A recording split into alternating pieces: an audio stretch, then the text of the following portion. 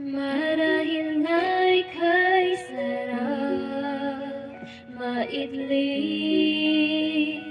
at muling magising, lalo't kung ito'y sa kanya muling pagbabalik.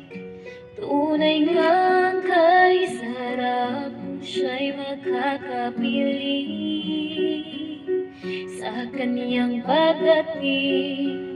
Nang malubos ang galak, malagip sa kanya muling paghari. Ito ang